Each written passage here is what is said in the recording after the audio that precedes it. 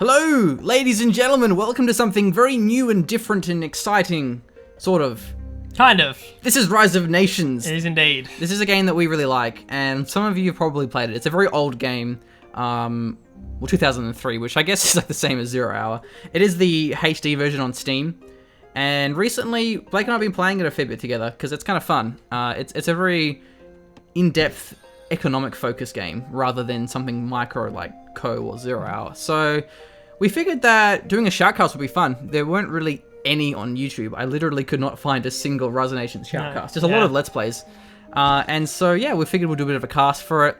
So, the players that we have today, we have Brave Shine. This is our Greeks at the south here. He's going to be playing off against, in our north, it's going to be Proles as our Mongols. Yeah, so I'm not going to really explain how Rise of Nations works, and maybe in a different video if people actually care. So this is kind of designed for people that actually do understand the game. And so yeah, we do have the Great Sahara as the map, so not a lot of trees, which makes it a little bit harder to get the farms and really just your economy online. So this is cool and a little bit different here. So we saw from Shine down the bottom here, he actually decided to go for the Science 1 first, which means you do of course get double from the relics when you actually search for those. So. Yeah, that's standard. You also then get cheaper library research, so it makes your civic and your commerce cheaper as well. Both going for the pretty fast forward small city. That's really what you want to see. Having the forward cities makes it so much easier. You want to really try and secure the mines. If you deny your opponent mines, then it makes it really hard to fight with the knights later on into the game. Definitely does at that machine. So fighting over these relics at the moment, trying to get as much early quick income as possible. Yeah, we actually see civilians being used to scout as well. So he's got two civilians. I can't quite find them. The icons are very, very dark. Yeah, there's one over here, for example. So there's two civilians and a scout. So they're really prioritizing the relics, which is something that we don't really do. When we play, we just use our scouts. So I guess the difference is we normally play on Great Lakes, so there's a lot more trees. So the villages are more important to actually get mining as fast. But just for the record, Blake and I aren't actually good at this game. Not at all, no. We just enjoy it. So. I've played a grand total of about 4 games online. Yeah. So don't really expect us to actually have strategies and have all this top pro level meta and knowledge. We're just kind of, casting some games, seeing what's happening, seeing what the meta is. And a market's going down as well. Really want that market to get this caravans up and running. And a forward temple is quite handy to have as well to just give your territory a little bit further along, which then takes it away from your opponent. Of course, already going to be having access to universities is Shine because he is playing Greeks, isn't it? So yeah. Yes, yeah. So that really helps in the classical and medieval age because then you have that knowledge pretty much already stored up, so you can get that extra commerce upgrades really fast. Because normally the commerce cap really limits you, unless you go for the Republic, which gives you the extra cap, but then you lose out on the Disposition, which is the cheaper barracks units. So you really don't want to have to go for the Republic if you can. So that's going to be the classical age for that was Shine here, our Greeks, and the classical coming online now just for the Mongols, for Proles, a little bit behind. Yeah, went for that. Had to go for another military first. Get that pop cap back up again, and then we'll be going for an additional age. That's right. So with the Mongols, you actually do get the range cavalry really fast. You do spawn them out from your stables, and you do actually build them cheaper and faster. So I expect to see a lot of aggression with these light cavalry, the range cavalry coming out. And there's actually a Senate being placed down from Shine. So with the Senate, you want to build that generally in your forward city because it gives you borders range. It's a bit risky though because then that's your capital. So if you lose that and it gets assimilated, you actually are out of the game. But we'll probably see a third city come down in the nearby future. So you want to kind of have it as the second city, not quite the closest. And that's a stable coming out now for Shine. And we see Prolex, he's not really prioritizing farms as much. He is playing Mongols, so depending on the percentage of map control you actually have, you get additional food income, which is why he doesn't need quite as many farms as Shine will. He certainly has more wood as well. He does. But now there's a fair bit of knowledge already here for for the Greek for Shine, and stable's finished.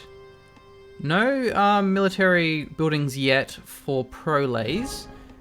Is there a mine though? There is a mine here for Prolase. Despotism going to be locked in here for Shine. Yeah, and Be his tech choice from the Senate. there's no mine yet for Shine. Oh, there's one There's finished one up down now. now, yeah. So you really want to have the metal because the fact that he's Greeks, he's going to be using more of those. The companions, the upgraded cavalry, they get extra speed compared to the regular cataphracts. Now this stable's 2 stables in fact, and we do see already that he has a couple of nomads, the upgraded range cavalry. They are particularly effective against enemy light infantry, so that's their advantage. And it will be the horse archer as well. 2 against 1 here. It really needs to hit the light cavalry. Light cavalry are better against range cavalry than what the companions are. How's the Despot going to be using that one for scouting as well? Which is pretty nice because he's not going to take any attrition damage. Yeah, one of the advantages of having the Republic though is you can actually bribe. The ambush isn't really that helpful. At least not in this cavalry situation.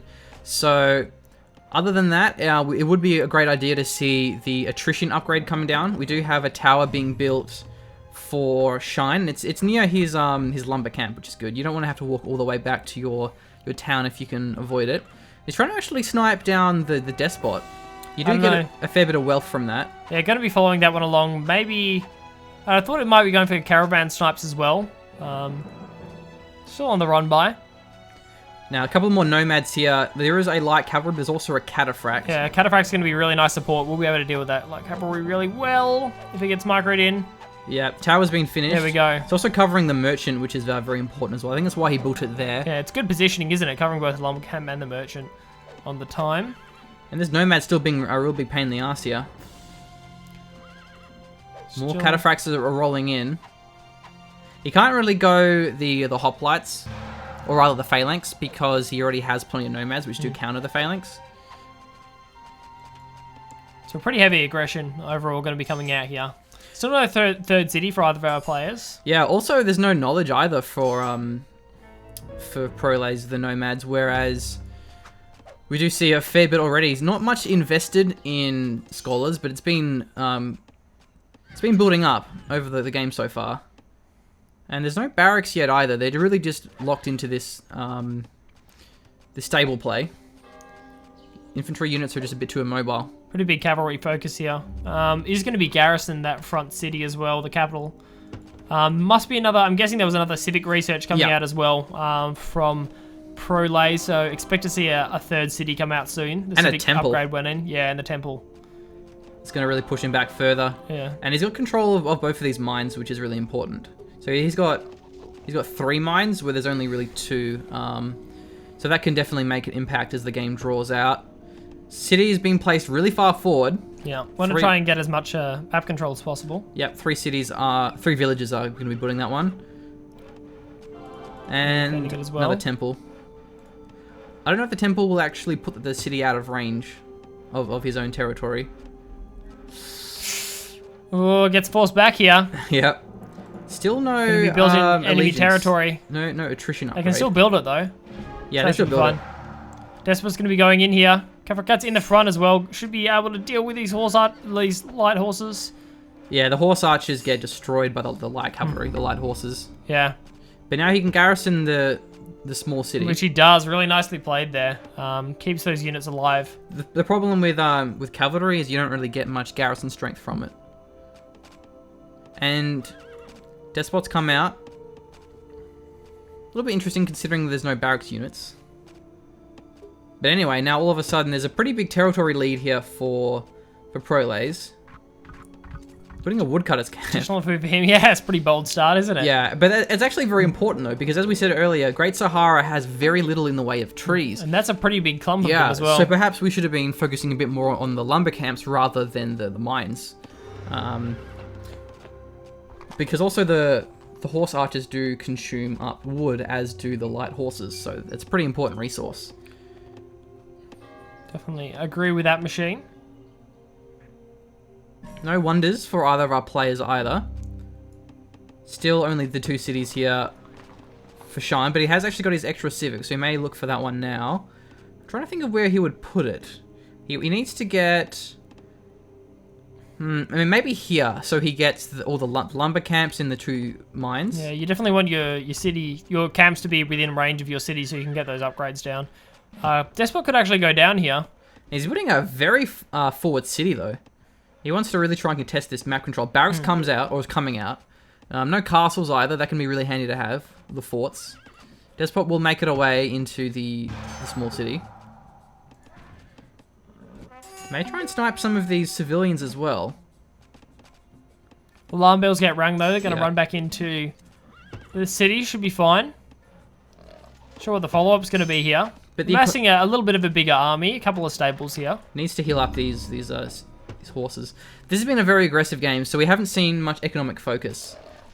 The cities don't have anywhere near saturated farms, no granaries or lumber mills either, but when they're investing so much in units, it can be hard to do so. And this is actually a pretty big army for Prolés. No siege factory, obviously. It's going to be hard to actually take down the city here. Yeah, cavalry are pretty bad against buildings, but the hoplites are great. So having the heavy infantry are your best anti-building method without having to resort to the catapults. Yeah, catapults or any siege units. Once again, though, it doesn't have the allegiance. I think the reason why they're going for despots is because it does give supply. So then you can go for the aggressive plays and the harassment without getting the attrition. Whereas if you do go Republic, you get healing rather than supplies. Perhaps that's the reason why they went despot, despite not really much infantry units, but it will certainly pay off. Yeah, despots actually might get sniped by the city here. Gonna have to back away just in time. Really wants to try and get the snipe down, but there are more units coming in here on the side of Shine.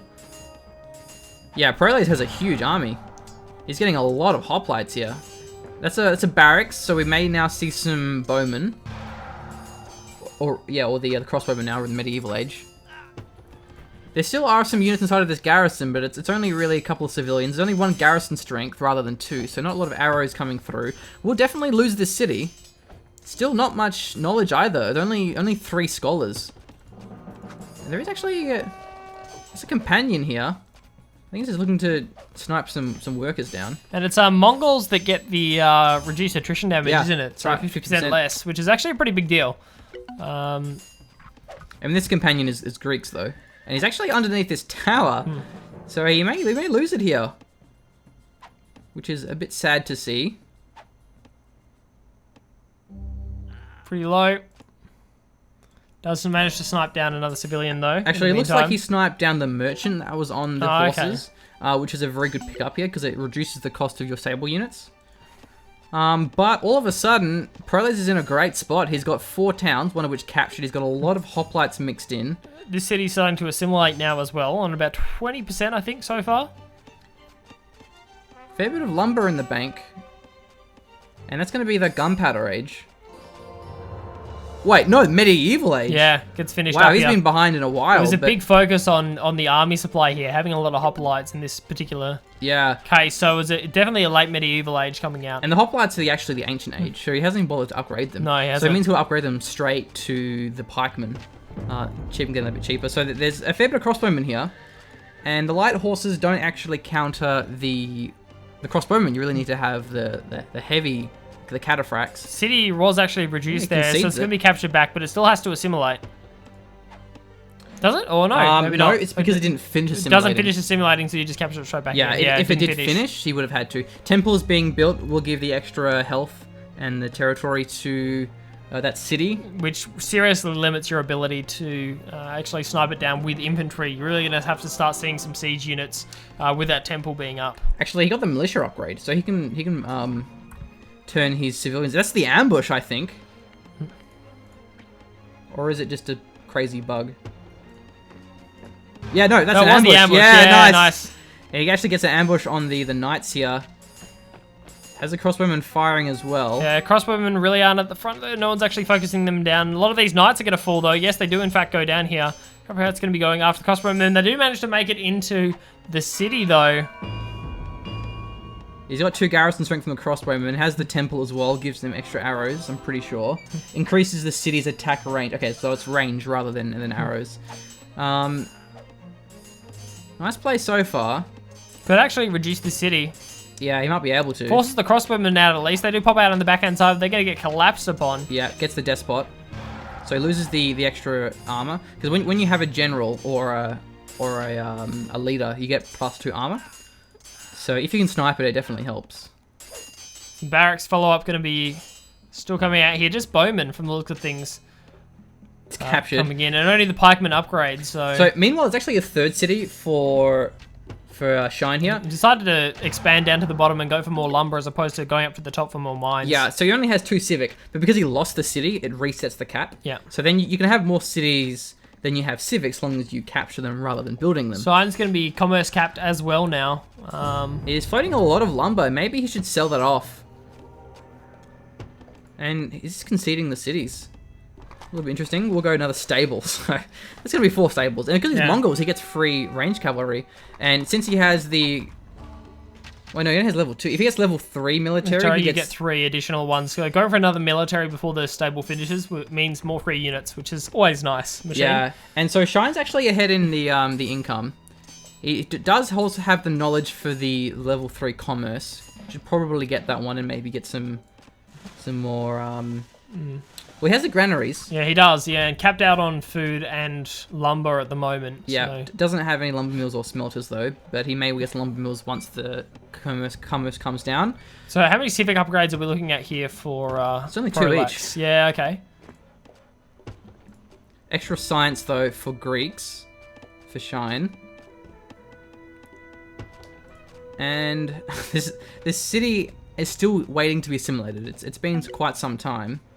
The thing you have to bear in mind, though, is the cost of stables increases. 270 timber. So you can't exactly rely on only building stables, because it will end up costing more and more. Unless you're India. But then you don't get free cavalry. That's true.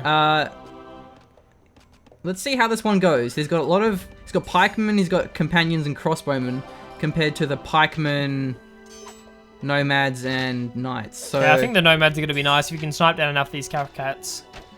No, the pikemen are just going to be heading them off as well. Really no way to get at the back line from the looks of things. The companions, royal companions, aren't they, of course? Yeah, special name for them. Given we're looking at the Greeks. Also, the crossbowmen actually counter the nomads. So these crossbowmen are a pretty good choice, because they counter both the pikemen and the nomads. So it might be a good idea to get some more javelineers. Yeah, he actually pushes through. And I think we saw the despot get sniped there. Fair bit of map control actually being held. Yeah, you have about a 20 or 30 second respawn time for your despot. It's free, but you do... I believe you get plunder bonus. So if you kill it, you get some wealth back. Yes. Pretty sure that's how it works. So that's currently... It's 4 cities to 3, but... I mean, this is kind of no man's land. There's like 2 trenches on either side, and... No one really is able to hold it for a while. The fights continue. Yeah, and there's actually a lot of float here for lumber and food. So, really should sell that off. Get some wealth, maybe get some more metal with it. How many unis are we looking at here? I think it's just the 2. Well, it doesn't really matter so much the unis as it is their scholars. There's only 40 knowledge. Yeah, the income's pretty low. It's actually overtaking them. The Mongols have more knowledge than the Greeks. Yeah. So something's going wrong. Something's going terribly wrong. There seems to be a problem here. When Genghis Khan is reading that many books, like... Yeah. It's a bit different. Looking at the military, the tech, they're both medieval age. That's the level 3 commerce from the Mongols, from Prolase. So I think Prolase just has better economic management. He really is overtaking. Yeah. Isn't military tech down, though, with that being said? So is losing out when he builds these stables, could be getting some additional stuff, and also is getting a little bit closer to pop capped, as he's only on 75. 62 out of 75 for the moment. Half saturated here for our Greek man, Mr. Shine. He's on about 50 at the moment. Yeah, and a great way to spend float is wonders. So the pyramid costs 200 food and lumber. So it's a really easy way to spend it. And that gives you an extra city. It gives you, I believe it's food commerce cap. So then you can get even more food, regardless of how much knowledge you have. So he actually went for the gunpowder rather than this commerce. So I think he's really suffering from that. Wonders are very important to increase your commerce cap without gating your knowledge. Yeah. So I would love to see the pyramid come out. So gunpowder is going to be in here. We'll have to see what Shine decides to do with it. Has been ahead on terms of the age tech. Oh, we finally see slingers coming out. Obviously needs to upgrade them, but that's certainly going to be good against the crossbowmen. Actually, he's going for some catapults, sieging the stables. Stratoli, I believe that's the last elite line of Greek heavy cavalry. So, and he's got the city nearby. It's a really good defense for So the catapults. you can actually pop the catapults into the siege factory or the city. So if they do get all in, you can actually you can result from that. With that being said, I'm pretty sure that's one over to the right here. Siege factory for the side of Shine. Shine has one next to. Oh yeah, this one up yeah. there. Looking at this fourth city, still no scholars. Oh, he's actually getting scholars now. Getting the literacy upgrade as well. That's going to be pretty important. Increases the amount of knowledge those scholars are going to be bringing in. Want to bring in the booty. More knowledge is definitely what Colossus. we need here. Finally, a wonder. So the Colossus gives you extra wealth, pop limit, and commerce limit for wealth and timber. So the commerce limit for timber will certainly be nice. I think it's just the wealth increase, which is the main thing, though. I mean, that helps. We just need more wealth. More scholars need to come up here. One of the stables does actually get destroyed. Going. This is his capital. He really needs to be careful of that. So close to the front lines. Yeah. Wow, the catapult's actually going to be going for the capital, just to start off with. That'd be Does he have bold. a temple? He does. Okay. So if you have the temple, it gives your city extra health, which is good. May want to snipe that one first, but it's kind of far away. So you always want to make sure your temple is behind your city rather than forward. So this could be it here. There's a lot of units garrison. There's arquebuses, elite pikemen. So he has all the gunpowder age tech online. I think it's for the surprise here. If he goes to reduce, for example, with infantry, Yeah, there's here the we pop. go. Here we go. That's what I was looking for. I was waiting for that pop. He can Is that entrench. force march as well, I think? No, it's no, not it force wasn't. march. No, looked like the pikemen were going really quick. Oh, it is, sorry, you're right. Yeah, there was force march. Actually going to be coming in here. That's going to be nice because it allows him to snipe down the catapults. Catapults are at the front of the army. There's not enough defense for them. They have a pack up time as well. Both catapults actually get sniped here. It's a bit of metal being thrown away. That was an excellent play coming in from Shine. He had a huge amount of troops inside that city. Wait for the catapults to be set up right on the edge of the territory. Use that force march to close the distance. I think we're actually maybe seeing some harassment here. It looks like there's a couple of dead heavy cavalry, so... It is kind of annoying that Rise of Nations, the military units are really hard to spot on the minimap. It's quite difficult. But keep an eye out for it. We may see more of that. Yeah, so what are they? Just heavy cavalry. Yeah. We'll just go with heavy cavalry. Heavy cavalry. Quite strong heavy cavalry, given the Greeks' variety. So yeah, and again, they're a bit faster than the regular ones.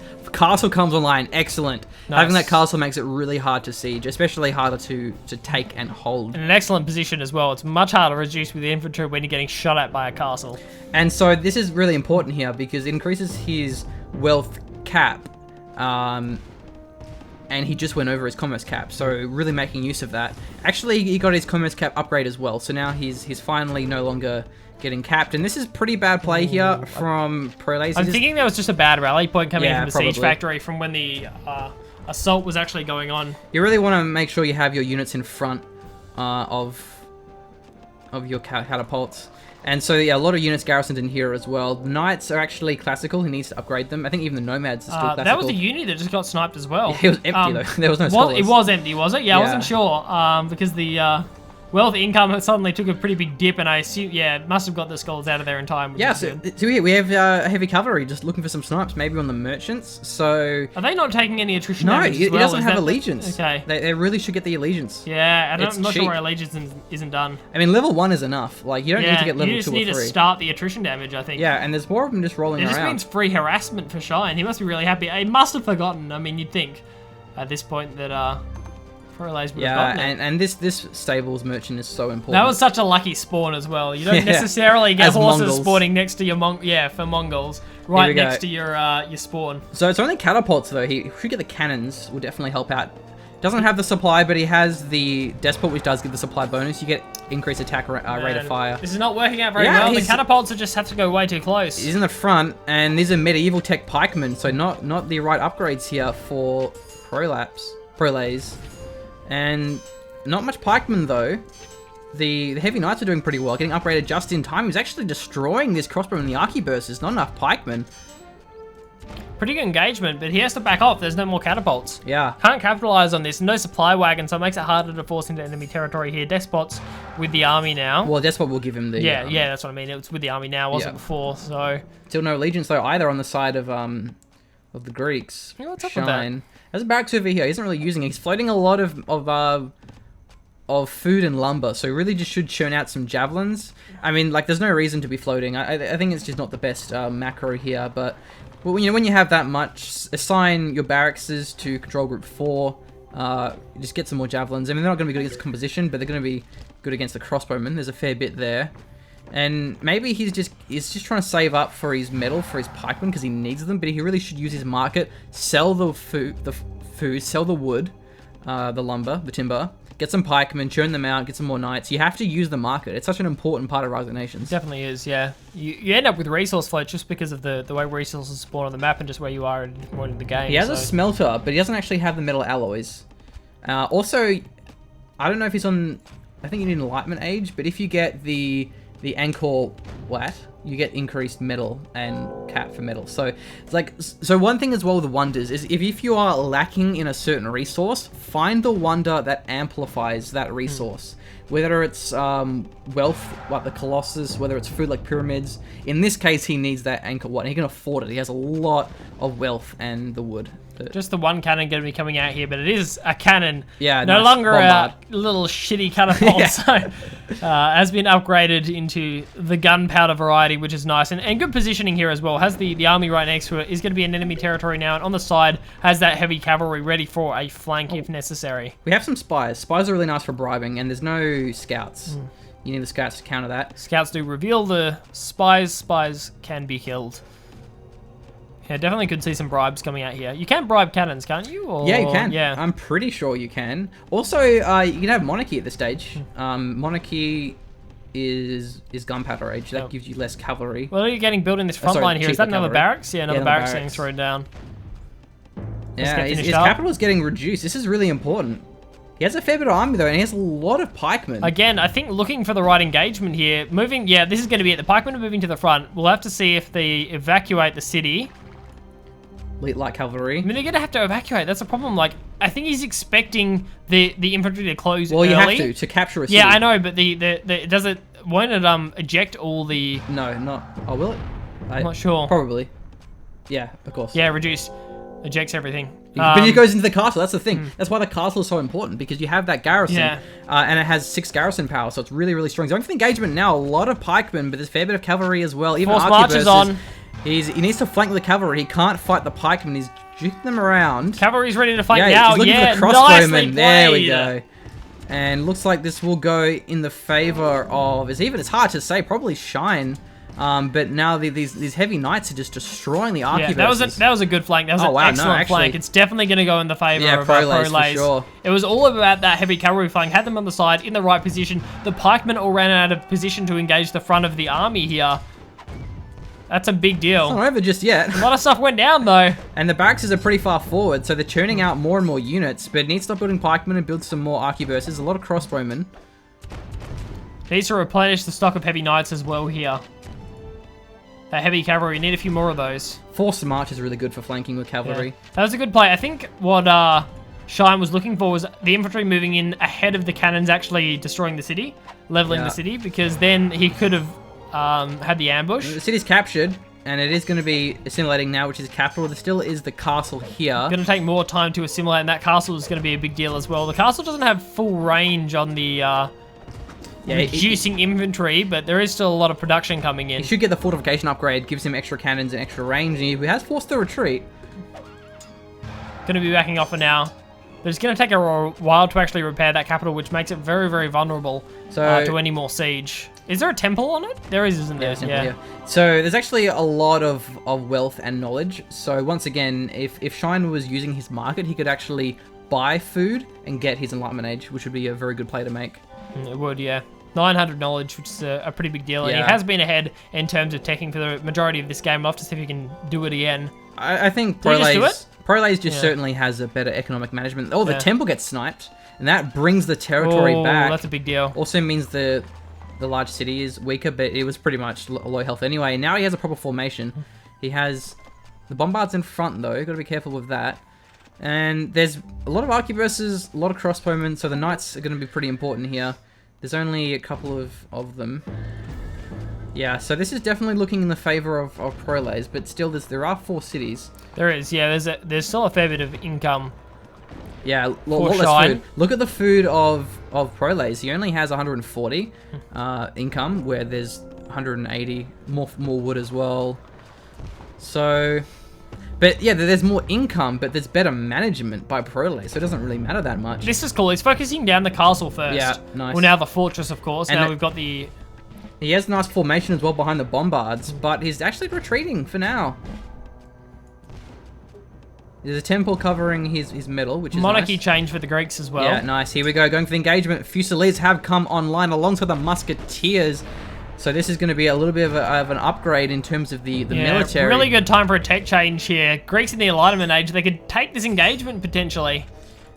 All the upgrades are done. Yeah, they're going to force off. Retreats with a forced march. Spies are actually capturing units as well. Proles has to back off here. That was really nicely played. Went for that tech just in time.